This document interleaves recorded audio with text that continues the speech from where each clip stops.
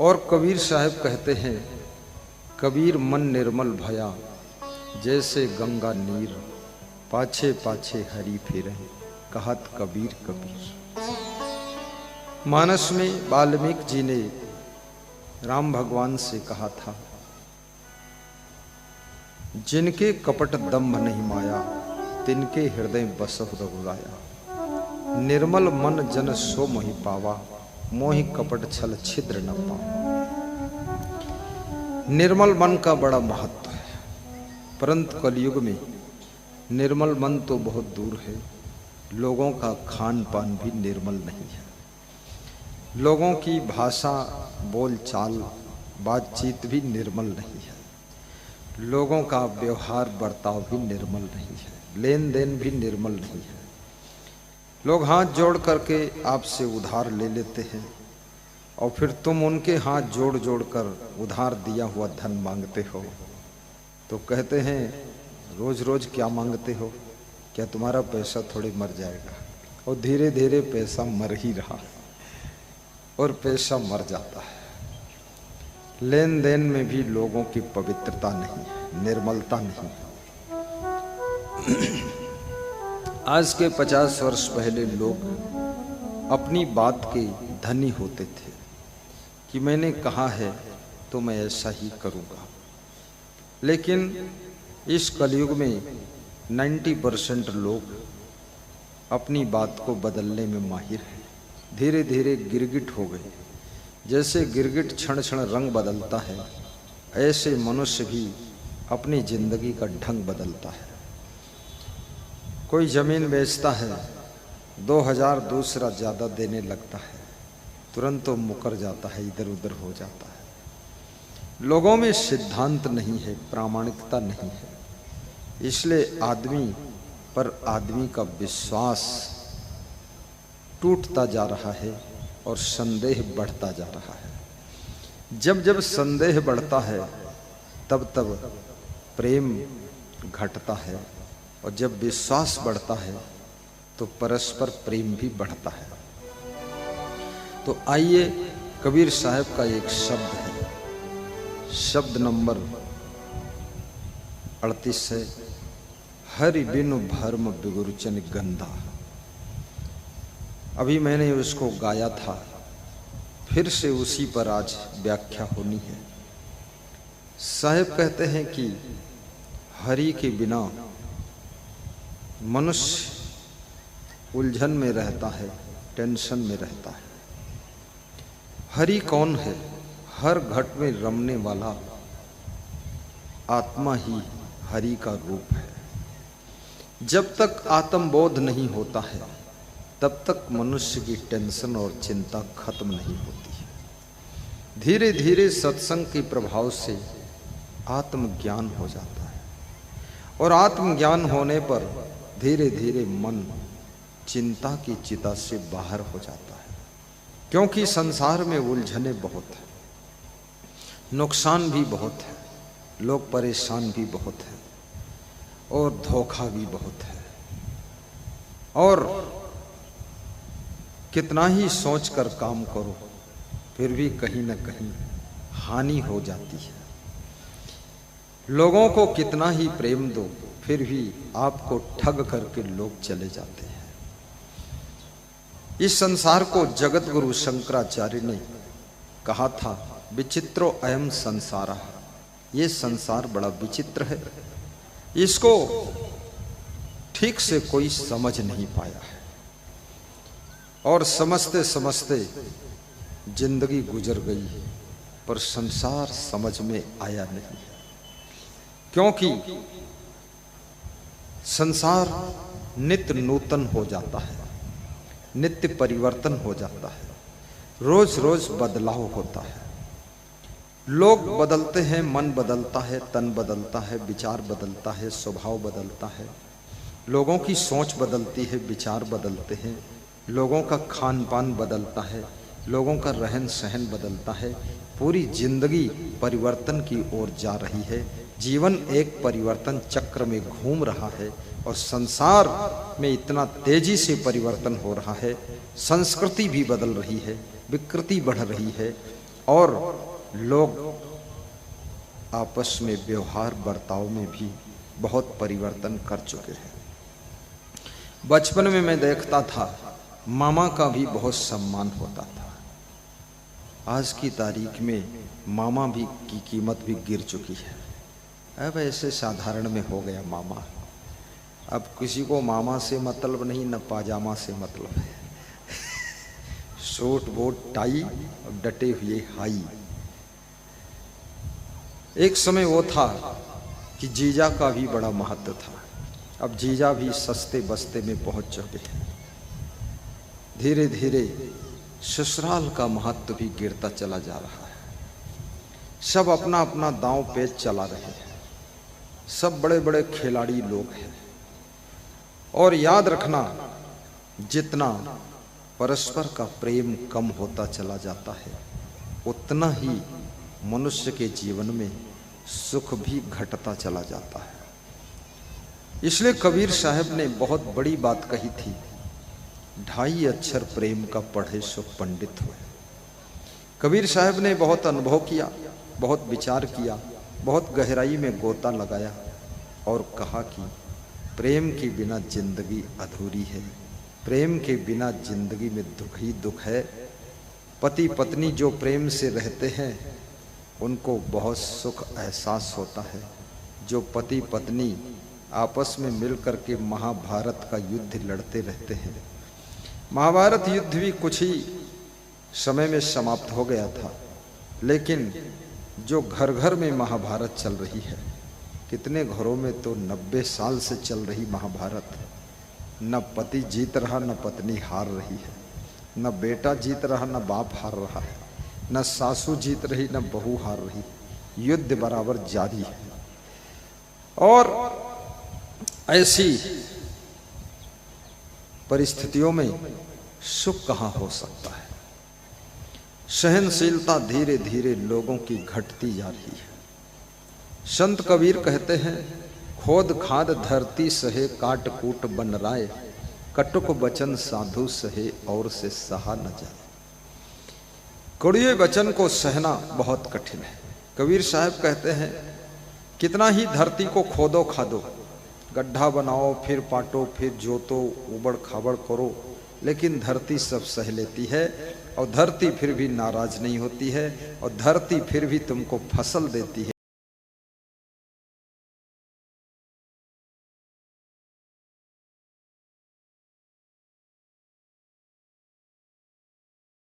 करती रहती है, तुम्हारी सेवा करती रहती है। काट कूट बन रहा है। और जंगल को कितना काटो कूटो, कितना लोग जो जंगल के पड़ोस में रहते हैं, पीढ़ी दर पीढ़ी से वे लोग जंगल की लकड़ी काटते रहते हैं। जंगल ही उनकी जीविका है। जब दांव पाते हैं चुपके से जंगल में काट लेते हैं और साइकिल पर धर के घर ले आते हैं, और घर से फिर बेच देते हैं, और बेच करके रोटी चलती है।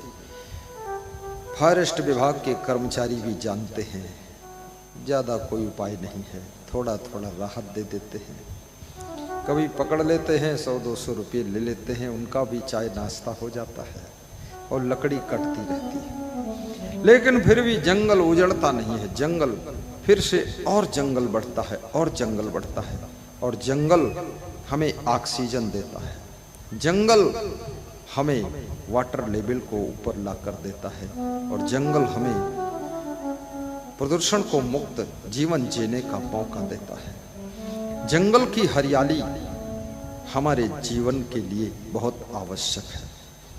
कोरोना के समय में एक बहुत बड़ा doctor, heart specialist doctor Rabindranath मेरे आश्रम पर आए। अभी वो डिप्टी डायरेक्टर हैं पूरे उत्तर प्रदेश के। तो उस समय वे केवल डॉक्टर थे हार्ट के। उसके बाद वह सीएमओ भी हुए लखीमपुर के, अभी डिप्टी डायरेक्टर हैं। उन्होंने कहा जो आपके आश्रम पर रहे तो यहाँ कोरोना नहीं होगा उसको। तो हमने कहा क्यों, कोई लक्ष्मण रेखा खींची गई है क्या यहाँ? बोले लक्ष्मण रेखा है यहाँ। यहाँ इतने पेड़ हैं, इतने पौधे हैं, इतनी हरियाली है, इतना ऑक्सीजन है, क्योंकि ऑक्सीजन की कमी ही कोरोना का लक्षण है। यहाँ फुल ऑक्सीजन मिलती है, ऑक्सीजन से सिलेंडर से ले रहे लोग ऑक्सीजन, यहाँ तो हर पेड़ बड़ा सिलेंडर बनकर ऑक्सीजन दे रहा है। यहाँ कोरोना की बीमारी का प्रभाव 90% होगा ही नहीं, इसलिए ऐसे पेड़ों का महत्व होता है। अपने घर के आसपास में वृक्ष भी लगाइए। घर की लंबाई चौड़ाई बहुत मत बढ़ाइए। घर को 5 मंजिल ऊंचा बनाइए। नीचे मंजिल में सामान और मेहमान को रोकिए।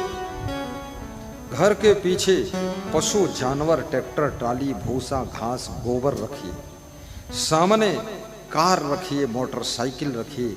थोड़ा पेड़ लगाइए, सामने छाया रहे।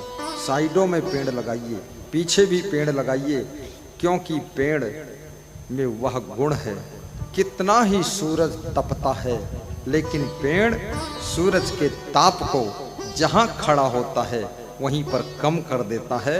अगर 50 डिग्री पे सूरज अग्नि बरसा रहा है और पेड़ पौधे बगीचे हैं तो वहां वो अग्नि का प्रकोप केवल 25 डिग्री रह जाता है। इतना पेड़ों में गुण होता है। वृक्ष जब घटते हैं तो याद रखना जीवनी शक्ति घट जाती है। मैंने अपने गुरु से पूछा कि 101 वर्ष की लंबी उम्र आपको कैसे प्राप्त हुई? तो उन्होंने कहा, मैं प्रकृति के साथ में जीवन जीता हूं। सवेरे लगभग 5:30 बजे से लेकर और शाम को सूर्यास्त के आधा घंटे बाद तक 7-8 बजे तक वो बगीचे में ही रहते थे। खूब ऑक्सीजन मिलती थी।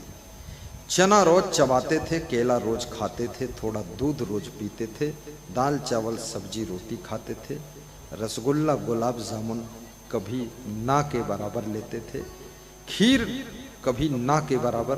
बहुत हम लोग प्रेशर करते थे तो भी नहीं। और अगर बरसात नहीं है, बहुत ठंडी नहीं है, तो छत पर खुले आकाश के नीचे सोते थे। तो खुले आकाश के नीचे सोने के कारण, बगीचे में अधिक रहने के कारण उनके ऑक्सीजन की कमी नहीं हो पाई। 101 साल की लंबी जिंदगी जीने के बाद संसार और शरीर को छोड़कर गए और शिष्यों को बहुत दिनों तक दर्शन दिया, आशीर्वाद दिया। आज उनकी यादें रह गईं। आज हमारे पास में एक भक्त आए थे, महेंद्र पाल सिंह फौजी, सराय लतीफ के, कह रहे थे 15 मई को मैं आश्रम जाऊंगा। मैं वादा किया हूं, संकल्प लिया हूं, क्योंकि 16 मई को गुरु का शरीर छूटा है। तो उस गुरु के जिस दिन उनका अंतिम जीवन यात्रा हुई है, वहां जाकर मैं उनके समाधि मंदिर का दर्शन करूंगा, क्षमा मंदिर का दर्शन करूंगा। वहां पर हम अपनी श्रद्धा के 2 सुमन अर्पित करेंगे और वहां ध्यान लगाएंगे। कई बार उनको कहा गया, अंदर आओ, सो जाओ, भीतर आ जाओ, कमरा है। बोले, मैं तो गुरु के गेट पर ही सोता हूँ और मेरे आप गुरु हैं, वो सदगुरु हैं, मुझे तो यही सोने दो। जहाँ मेरा गुरु बैठता था वहीं मैं लेट जाऊंगा। हमें न बिस्तर चाहिए न व्यवस्था चाहिए, हमें तो गुरु के चरणों में आस्था चाहिए, आस्था चाहिए। ये महेंद्र पाल जी बहुत श्रद्धा रखते हैं, यहाँ पधारे हैं, भाव बहुत ज्यादा है। तो मन की निर्मलता बहुत बड़ी चीज है और मन की निर्मलता का लक्षण है आपका व्यवहार, आपका लेन देन, आपका खान पान, आपके कर्म भी पवित्र हो जाएंगे। तो समझ लो मन निर्मल है। और निर्मल मन हो तो याद रखना, घर ही में गंगा, घर ही में जमुना और घर ही में तीर्थ बनैबे, इधर उधर हम काहे को जइबे। और घर ही में मंदिर, घर ही और घर भी मदीना बनैबे, और घर ही में काशी और घर ही में हरिद्वार, फिर इधर उधर भटकने की जरूरत नहीं है। संत रविदास ने बहुत बड़ी बात कही थी कि मन चंगा तो कठौती में गंगा। लोगों ने उनका बड़ा विरोध किया था कि क्या बात बोलता है, मन चंगा तो कठौती में गंगा। लेकिन कबीर साहब ने उससे भी बड़ी बात कह दी। कबीर ने कहा कि मन चंगा तो मन ही गंगा, फिर कठौती का लफड़ा भी डालने की जरूरत नहीं है। अगर मन पवित्र है तो याद रखना, तुम चलते फिरते तीर्थ हो, तुम चलते फिरते मंदिर हो, तुम एक प्रकार से तुम्हारे दिल में देवालय है। सारा खेल मन का है। और कबीर साहब ये भी कहते हैं मन चंचल भी बहुत है। इस मन ने कितना भटकाया है लोगों को। विद्यार्थियों को भटका देता है, पढ़ने नहीं देता है। किसानों को भटका देता है, खेती बाड़ी करने नहीं देता, इधर उधर घूमते रहते हैं। जवानों को भटका देता है, विषय वासना की आंधी में उड़ जाते हैं। और पहलवानों को भटका देता है, वो भी कुछ और ही चीजों में लग जाते हैं। नेताओं को भटका देता है, घोटाले में गिरा देता है, जाकर नेता घोटाले में गिर जाता है। अफसरों को भटका देता है, वो रिश्वत में गिर जाता है जाकर के। बड़ी मुसीबत है इस मन की। तुम जहां हो वहीं मन तुम्हारा तुमको भटकाने के लिए प्रयास करता है। साधुओं को भटका देता है, वो कहीं से सधुनी ढूंढ कर ले आते। कितने साधु भटक गया, 25-25 साल लंगोटा बांधा है और 42 साल की उम्र में न जाने कहां से राम लल्ली देवी को ढूंढ के लाया है। बड़ा नालायक है, पूरा भोगे लाल बना है। साधुओं को भी भटकाने के लिए मन कसर नहीं छोड़ता है। और कितने अफसरों को मन ने भटका दिया, बड़ा अहंकार ला गया है। जब से अफसर हो गए सीधे मुंह बात ही नहीं कर रहे। जब रिटायर हो गए तो दुनिया उनसे सीधे मुंह बात नहीं करती, सब बदला ले लेते हैं। अहंकार ये मन का ही एक पार्ट है, ये भटकाने में मदद करता है। कभी मन का पार्ट काम वासना बनकर तुमको भटकाता है, कभी क्रोध बनकर भटकाता है। कितनी बहुओं के क्रोध ने उनको भटका दिया, सास ससुर से दूर हो गई। चाय की दुकान खोल कर बैठे हैं पति पत्नी, ना मालूम कितने लफंगे लोग सुबह से शाम तक आते हैं, उनकी जूठी कप और प्लेट धोते रहते हैं। लेकिन जिस सास ससुर ने उनको करोड़ों की संपत्ति दिया था, उसको एक चाय बनाकर देने में उनको बहुत खराब लग रहा था। आज उनको चाय पिला रहे हैं, गंदे लोगों को केवल 2 रुपये के लिए चाय बना बना कर पिला रहे हैं। और आपके सास ससुर ने, माँ बाप ने आपको तो लाखों करोड़ों की संपत्ति दिया था, कृपया उनको तो शुद्ध देसी दूध की चाय बनाकर पिलाइए, आधा चम्मच घी भी डाल दीजिए। जिन्होंने सब कुछ दे दिया तुमको, घर दिया, मकान दिया, दुकान दिया, जमीन दिया, धन दिया, दौलत दिया, गाड़ी दिया, सब कर दिया, विवाह कर दिया, पढ़ा लिखा दिया, उनको चाय देने में तुमको तकलीफ हो रही है और केवल 2 रुपये के लिए दिन भर चाय बेचते रहते हो। कृपया अपने माँ बाप को पहले संभालिए, तो बिजनेस तो अपने आप संभलता चला जाए। थोड़ा जोरदार ताली भी बजाइए, तालियों में दम नहीं। कबीर साहब कहते हैं, ई मन चंचल ई मन चोर ई मन शुद्ध ठगहार, मन मन करते सुर नर मुनि जहड़े मन के लक्ष्य द्वार। मन की चंचलता के लिए लाखों द्वार हैं। एक तरफ से मन को नियंत्रित करो तो दूसरी तरफ भागता है। कितने लोग मन की चंचलता से बहुत तंग हो चुके हैं और कहते हैं मन में बड़े खराब खराब विचार आ रहे हैं। तो उनसे पूछो क्या खराब विचार आ रहे हैं, तो कहते खराब विचार आ रहे हैं। और क्या खराब विचार आ रहे हैं? पूरी इज्जत लेना चाहते हो क्या? खराब यानी खराब, और क्या खराब? मन में गंदे गंदे विचार आ रहे हैं। शरीर बूढ़ा हो गया तो भी मन में गंदगी दूर नहीं हुई है। तन बूढ़ा होने से मन बूढ़ा नहीं होता है। याद रखना, मरते समय भी मन बड़ा स्ट्रांग रहता है। इसलिए बूढ़े लोग भी बहुत उलझे रहते हैं। कोई ये मत सोचे कि बुढ़ापा आएगा तो शांति मिल जाएगी। बुढ़ापे में और ज्यादा अशांति मिलेगी, क्योंकि वहां भी मन का खेल चल रहा है। बूढ़े लोगों को नींद नहीं आती। क्यों नहीं आती? क्योंकि रात दिन मन में न जाने क्या क्या सोचते रहते हैं, उलझन भरी रहती है, चिंता, टेंशन, स्ट्रेस, बहुत विचार चलते रहते हैं। टाइम तो बहुत है सोने का, पर नींद नहीं है। और जब नींद थी तो टाइम नहीं था जवानी में, और बचपन में खूब सोते थे तो माँ खुश होती थी कि बच्चा ज्यादा सोए तो मैं अपना काम करूं, और जवानी में जब नींद आती थी तुम सोते थे तो माँ बाप धक्का मारते थे, कितना सोएगा तू, कुंभकर्ण बना बैठा है, सब बर्बाद करना है क्या। और जब टेंशन दिमाग में आ गई तो नींद भंग हो गई, तो पति पत्नी को समझा रहा है सो जाया करो, पत्नी भी पति को समझाती है क्यों चिंता करते, सो जाओ। लेकिन उसके बॉडी के हार्मोन सब डिस्टर्ब हो गए, संतुलन खो चुका।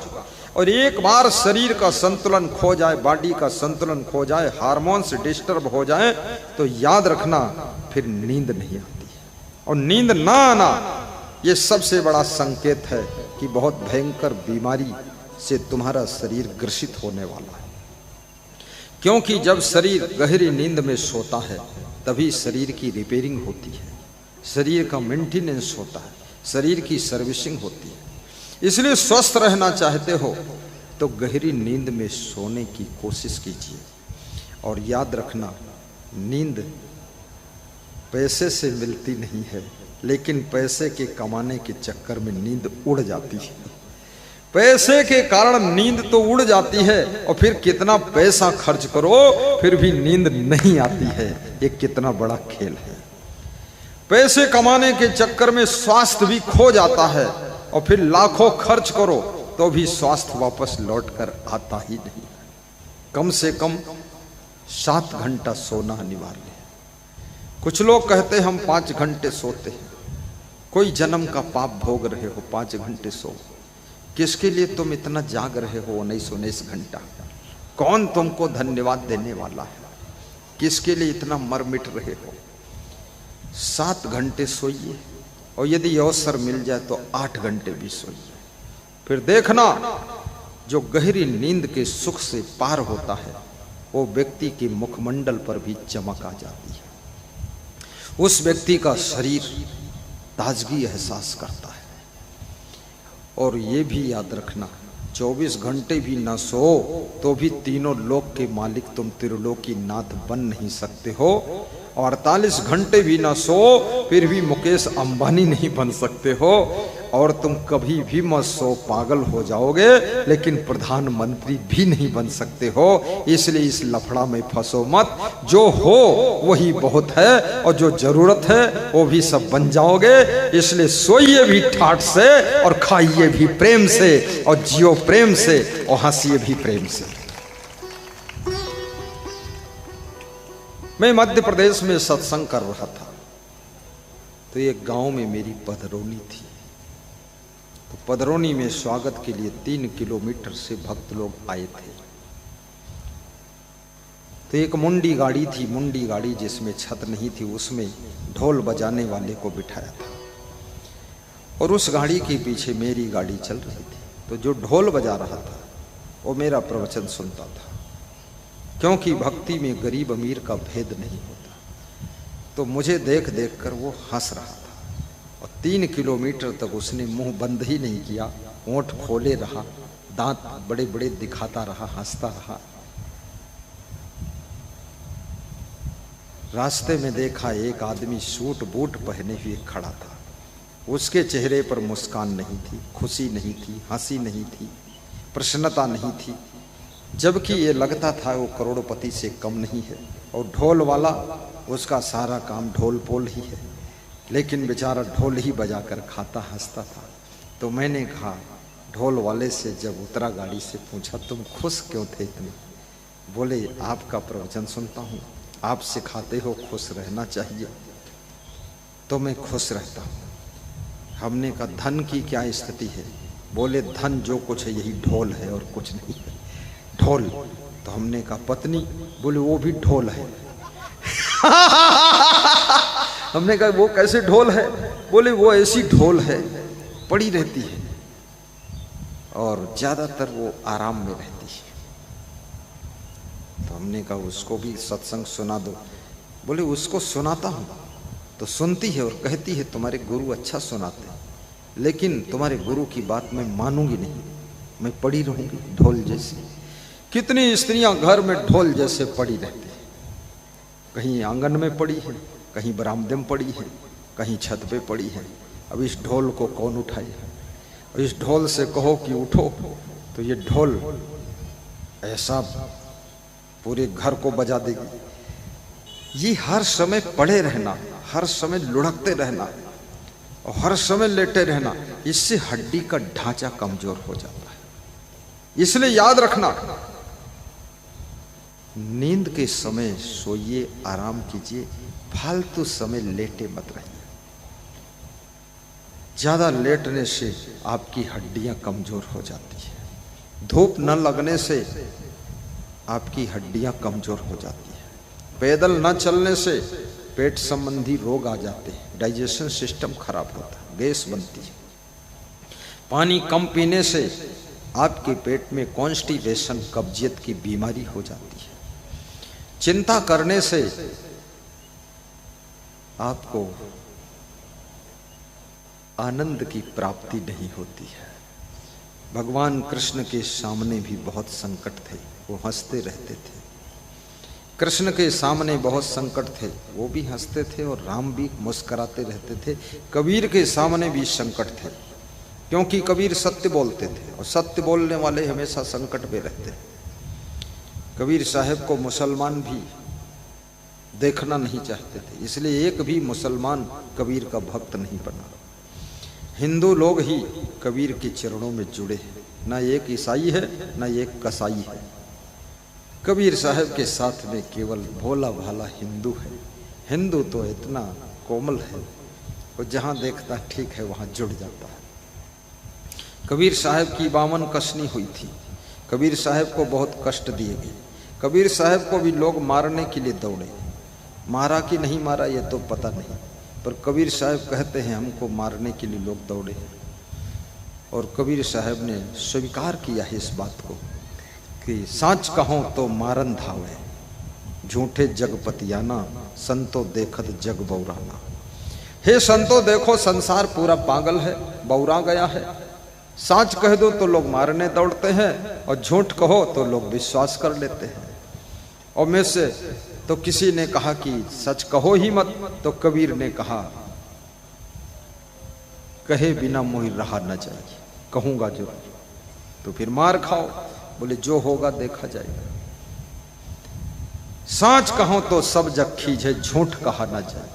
कबीर कहते झूठ कह नहीं पाऊंगा, और सच कहता हूं तो सारा जगत क्रोधित होता है, गुस्सा हो जाता है, लोग नाराज हो जाते हैं। सांच कहो तो मारन धावे, सांच कहो तो सब जग खींचे, झूठ कहा न जाई। कहें कबीर तेई भो दुखिया, जे झूठी राह चलाई।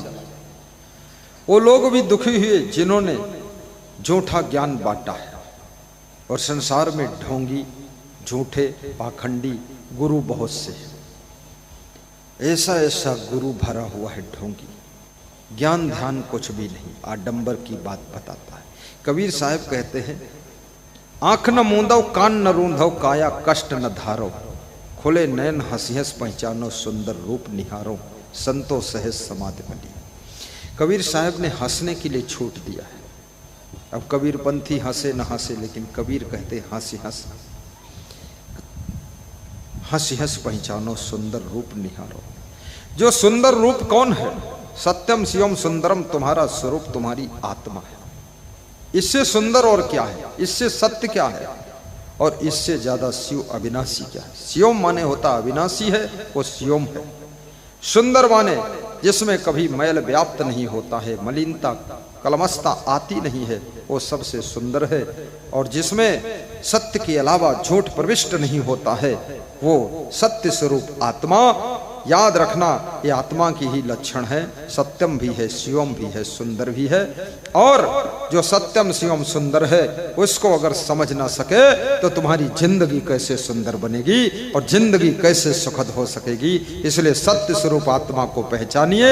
ये आत्मा अजर है, अमर है, अविनाशी है, अखंड है, निर्विकार है। और ये आत्मा कभी मरता नहीं है। शरीर मरता है, शरीर जन्मता है, शरीर बीमार होता है, शरीर स्वस्थ होता है। आत्मा को न बीमारी आती है, ना आत्मा कभी मृत्यु को प्राप्त होता है। ऐसे परम पवित्र चैतन्य स्वरूप, ज्ञान स्वरूप आत्मा को पहचानो। आत्म ज्ञान बिना नर भटकें, कोई मथुरा कोई काशी। लोगों को ज्ञान नहीं है कि मैं कौन हूं। गुजराती भाषा में कहते हैं हूं कौन छू। जिसको तुम मैं कहते हो उसको गुजराती भाषा में हूं कहते हैं। हूं माने मैं। इंग्लिश में कहते हु एम आई, मैं कौन हूं। लोगों को ज्ञान नहीं कि मैं कौन हूं। एक स्त्री से पूछो तुम कौन हो, कहती मैं स्त्री हूं। फिर पूछो तुम कौन हो, तो बोलती है मैं डॉक्टर हूं।